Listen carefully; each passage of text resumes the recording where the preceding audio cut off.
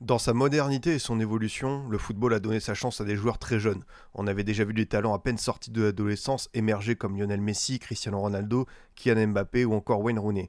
Mais ces dernières années, plus que la qualité, c'est la quantité qui interpelle quand on voit autant d'éléments de 16, 17, voire 18 ans arriver dans la cour des grands. La génération 2007 l'illustre bien. Yamal, Koubarsi, Nwaneri, Boadi, Kenry Paez, Estevao, Rodrigo Mora, Giovanni Kenda, Luka Vuskovic. À plusieurs endroits de la planète, une jeunesse sans complexe a vu le jour et a déjà pris le pouvoir, à l'image du fabuleux Euro 2024 réalisé par Lamine Yamal. Dans le sillage de ce très beau cru, quelles sont les possibilités à l'avenir? Verra-t-on des joueurs encore plus jeunes arriver dans le monde pro malgré le risque physique sur la durée ou l'impact trop prononcé de certains adversaires qui ne feront pas de cadeaux? Dans cette perspective, retenez bien ce nom. Max Doman, l'adolescent promet un très bel avenir du côté d'Arsenal et qui risque bien d'abattre cette prochaine barrière. Bonjour à tous les amis, j'espère que vous allez bien, que vous êtes en forme. On se retrouve aujourd'hui donc pour une vidéo de présentation d'un tout jeune joueur au-delà de ses qualités et de son parcours dans le rang des Gunners. Ce qui m'intéresse moi personnellement, c'est sa hype. Pourquoi est-ce qu'un gamin de 15 ans est annoncé comme ça, comme la prochaine sensation du football mondial?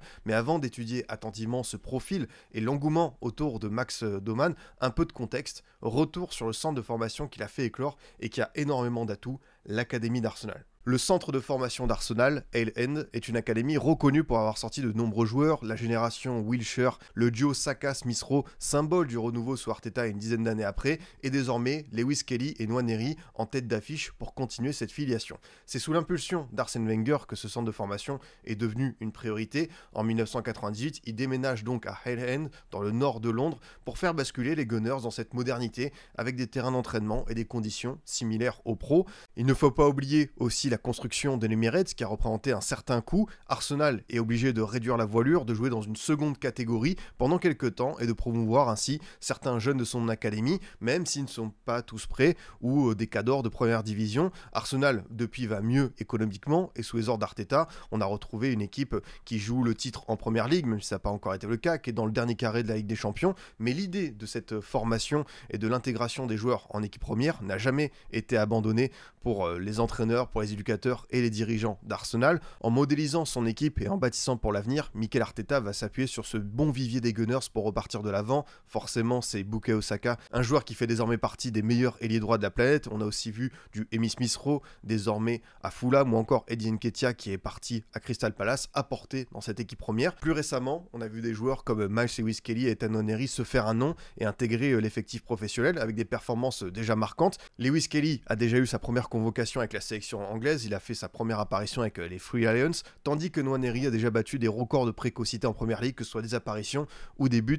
Tout va bien dans le meilleur des mondes pour les jeunes d'Arsenal, mais d'ici quelques années, et même pourquoi pas quelques mois, un autre joueur de l'Académie d'Arsenal pourrait bien devenir le produit ultime de tout ce bon travail effectué en amont au niveau de la formation, avec la bonne dose de talent et aussi de précocité qu'il faut. C'est donc Max Doman qui nous intéresse aujourd'hui. Vous me connaissez, je parle souvent des espoirs du football, j'ai créé un podcast Formation FC pour évoquer ce monde si particulier et si intéressant, mais je n'ai pas pour habitude de m'arrêter sur des très jeunes joueurs. Là, 15 ans, évidemment, c'est inédit pour moi, mais quand on voit une telle attente autour de lui, entre son évolution, sa catégorie d'âge avancée et l'engouement médiatique, forcément, j'avais envie de me pencher sur lui. Alors, de manière concrète, qui est Max Doman? On parle d'un jeune joueur de 15 ans qui est né le 31 décembre 2009. C'est un gaucher qui mesure 1m73. Il est amené encore à grandir. Il rejoint donc le centre de formation des Gunners très très jeune, à l'âge de 5 ans, et passe toutes les étapes de la préformation sans encombre. On commence vraiment à parler de lui la saison dernière. Début avec les U18 d'Arsenal le 23 septembre 2003 contre Southampton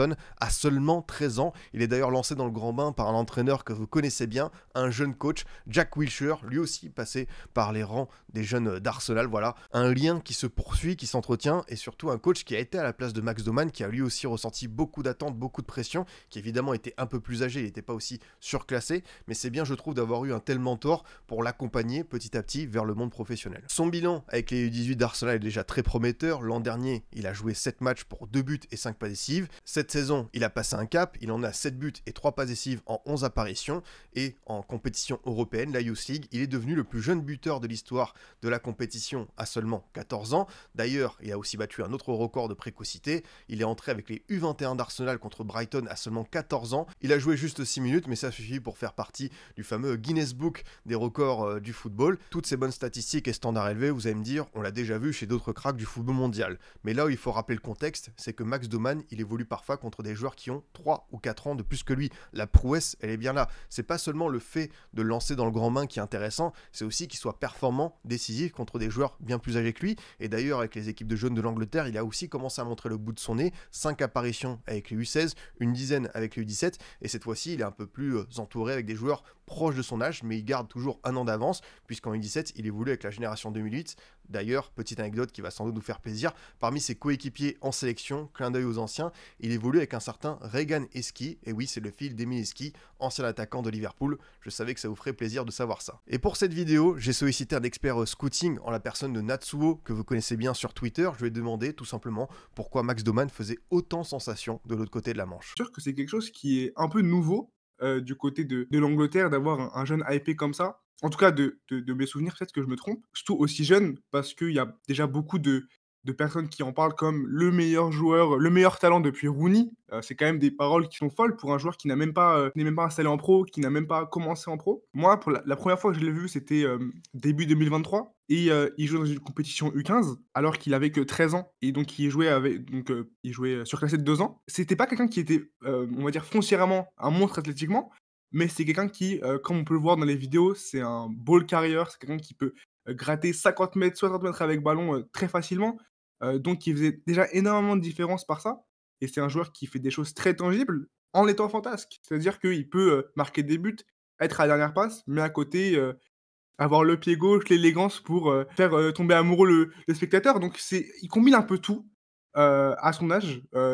Entre guillemets, le mix de profil un peu moderne et à côté le milieu gaucher que tu as envie de voir, que tu envie de voir jouer chaque semaine. Bien sûr, il faut qu'on parle de son profil. Avec Max Doman, on parle d'un joueur qui est formé en tant que milieu offensif. C'est quelqu'un qui prend des initiatives, qui distribue et marque. Le plus intéressant, je trouve, reste sa connexion avec l'avancante, qui cherche de manière permanente. Et c'est vrai que là, les qualités sont multiples. Alors bien sûr, on parle d'un joueur qui n'a que 15 ans. Il faudra voir s'il sera capable de répéter ça dans le monde professionnel. Mais même dans ces matchs de jeunes, on est quand même subjugué par certaines choses qui puissent faire la prise d'information rapide, la technique irréprochable, la qualité de frappe à moyenne et longue distance, mais aussi les coups de pied arrêtés où il se montre adroit avec sa patte gauche. Et on sait qu'à Arsenal, c'est un domaine où on est très attentif là-dessus, avec bien sûr Nicolas Jauvert, l'adjoint de Mikel Arteta. En U18, son coach Adam Birchall aime l'aligner le plus souvent en numéro 10, en soutien d'un attaquant et avec deux ailiers à ses côtés. On l'a aussi vu sur certains matchs dans un registre un peu plus bas, en tant que relayeur dans un 4-3-3. C'est un système qui rappelle forcément celui de Mikel Arteta, avec un Martin Odegaard, lui aussi meneur de jeu de formation, qui évolue plus bas en tant que numéro 8, et ça pourrait être une des clés pour l'intégration de Max Doman chez les pros. Cet entraîneur, Adam Birchall, a d'ailleurs insisté sur sa capacité vraiment à briller dans de multiples contextes, à domicile, à extérieur, coupe, championnat, et de se démarquer dans des matchs où il évolue, encore une fois on le répète, contre des joueurs souvent plus âgés que lui. On est aussi devant un jeune joueur assez élégant, ce qui a valu à Gustavo Oliveira, l'un de ses coachs en jeune, une comparaison plus que flatteuse. Là, on s'est vraiment bien enflammé comme il faut. C'est le prochain Kaka. Voilà, il faut peut-être un petit peu doser. Si même les éducateurs s'y mettent, ça va être difficile de ne pas y croire dans ce talent fabuleux de Max Doman. J'ai encore sollicité Natsuo en lui demandant son avis éclairé, évidemment sur un aspect qui interpelle le développement physique. On sait qu'en première ligue, il y aura de l'impact, il y aura de l'intensité, et selon lui, il n'y a pas de doute, Max Doman sera prêt pour cette épreuve. Je pense que c'est quelqu'un qui a toujours été habitué mentalement et physiquement à jouer contre plus vieux que lui. Donc déjà, c'est ce qui va l'aider à, on va dire, encaisser plus facilement les duels, même si évidemment le gap entre les U23 et la PL, c'est un autre monde, mais c'est quelque chose qui va aider à faire plein de choses plus vite. Et Doman, c'est quelqu'un qui, je pense qu'une de ses qualités majeures et dont personne parle, c'est la faculté qu'il a à jouer les duels. Sa manière d'utiliser les bras, c'est un joueur qui utilise constamment ses bras, qui crée constamment de la séparation, qui crée toujours de la distance et qui se donne toujours ce laps de temps, et c'est ce qui lui permet, en plus de ses qualités techniques géniales, à pouvoir conduire aussi longtemps son ballon sans être réellement dérangé à ce niveau d'adversité. Donc je pense que c'est une des choses clés qui peuvent l'aider à s'adapter plus vite que des joueurs qui jouent simplement dans l'évitement et qui, au premier duel, dans la friction, seraient vraiment très embêtés.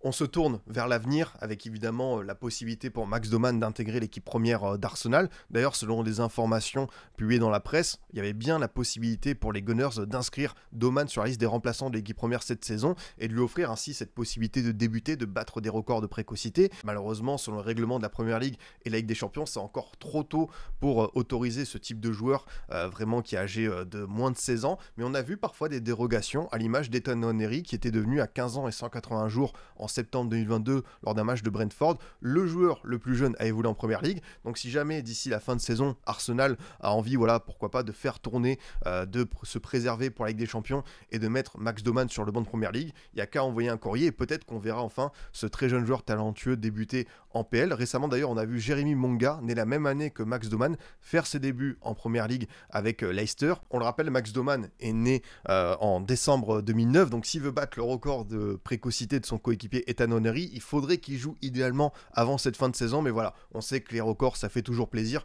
mais Arsenal, je pense qu'on ne précipitera pas la chose, même si on peut voir que Max Doman a déjà eu le privilège de s'entraîner avec l'équipe première, il a déjà certains liens avec les pros, et d'ailleurs Declan Rice a dit que c'était le jeune joueur le plus talentueux du pays, donc voilà, encore une déclaration qui va dans le sens de tout ce qu'on a dit. Oui, il y a beaucoup d'attentes autour de Max Doman, et on n'a qu'une hâte, c'est de le voir débuter. Je laisse à notre observateur en herbe Natsuo conclure sur ce qui attend désormais ce jeune phénomène à Arsenal et les étapes à suivre pour arriver jusque dans l'élite. Pour moi, il a tout. Pour moi, ce qui peut un petit peu, entre guillemets, le ralentir, c'est un peu toutes les éloges et un peu toute la hype qu'il a autour de lui.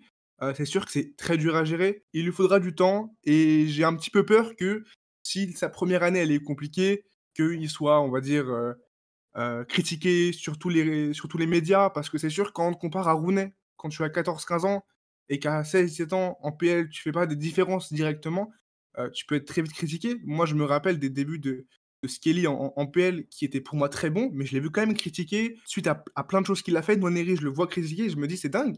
Des joueurs qui ont, 16-17 ans, qui sont déjà, on va dire dans les plus gros médias à se faire critiquer. Je me dis: «Il faut avoir les reins solides». Mais c'est sûr qu'il a pas de défaut réellement majeur, à part peut-être plus diversifier son jeu, parce que c'est un joueur qui est très, porté par, porter le ballon, et par gagner des mètres avec ballon. Et c'est vrai que peut-être, on pourrait demander sur certaines phases de jeu qu'il fasse autre chose, mais en fait, il a tellement montré qu'il savait le faire, qu'il savait envoyer des très belles passes, des très belles transmissions et qu'il pouvait finir avec son pied pour marquer des buts, que c'est un peu compliqué de trouver réellement à ce niveau d'adversité des défauts.